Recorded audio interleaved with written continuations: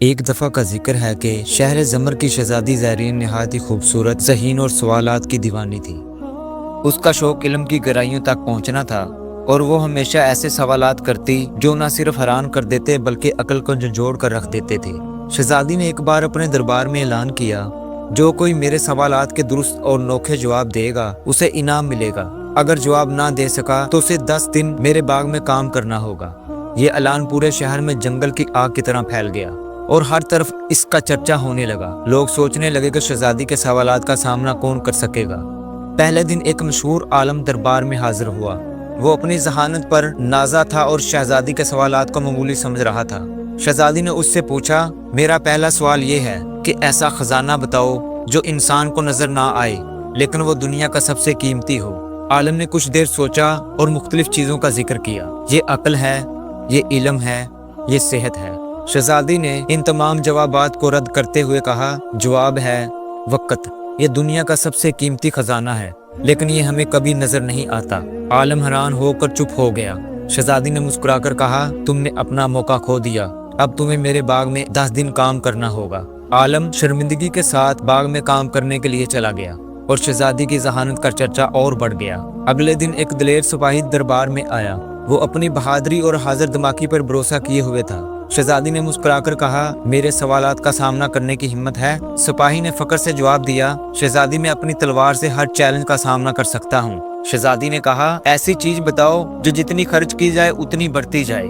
سپاہی نے جواب دیا، یہ طاقت ہے، یہ ہمت ہے، شاید یہ دولت ہے۔ شہزادی نے منفی میں سر ہلاتے ہوئے کہا، جواب ہے محبت اور علم، یہ جتنے بانٹو اتنے ہی بڑھتے ہیں۔ سپاہی اپنی ہار مانتے ہوئے شرمندہ ہو گیا اور باغ میں کام کرنے کی سزا قبول کر لی۔ تیسرے دن دربار میں ایک فقیر حاضر ہوا۔ اس کی حالت معمولی تھی لیکن آنکھوں میں گہرائی اور سکون تھا۔ شہزادی نے حیرانی سے پوچھا، تم ایک فقیر ہو، کیا تم میرے سوالات کے جواب دے سکتے ہو؟ فقیر نے ادب سے کہا، شہزادی سوالات حکمت سے بھرے ہوں تو ان کے جوابات دل سے آتے ہیں، نہ کہ مال و دولت سے۔ شہزادی مسکرا کر بولی، اچھا تو بتاؤ ایسی چیز جو جتنی دور ہو اتنی ہی قریب لگے۔ فقیر نے فوراً جواب دیا، خواب اور دعا۔ شہزادی حیرت میں پڑ گئی اور کہا، اچھا ایک اور سوال، ایسا کون سا درخت ہے جو زمین پر نہ اگے؟ فقیر نے کہا، خاندان کا درخت جو محبت اور تعلقات سے پروان چڑھتا ہے۔ شہزادی نے تالیاں بجائی اور کہا، تمہارے جواب میرے دل کو سکون دے رہے ہیں۔ فقیر کے درست جوابات کے بعد شہزادی نے ایک اور سوال کیا، ایسی چیز بتاؤ جو ہمیشہ ہمارے ساتھ رہتی ہے لیکن ہم اکثر اسے بھول جاتے ہیں۔ فقیر نے کہا، یہ ہماری سانسیں ہیں، ہم زندہ رہنے کے لیے ان پر انصار کرتے ہیں لیکن کبھی ان کی قدر نہیں کرتے۔ شہزادی کی آنکھیں حیرت سے چمکنے لگی۔ وہ سمجھ گئی کہ فقیر کی حکمت دنیاوی چیزوں سے بلند ہے۔ فقیر کی باتوں نے شہزادی کے دل پر گہرا اثر چھوڑا۔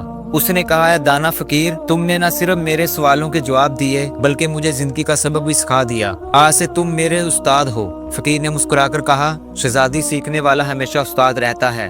شہزادی سیکھنے والا ہمیشہ استاد رہتا ہے۔ سوالات کرنا اور سیکھنا ہی حقیقی دانش ہے۔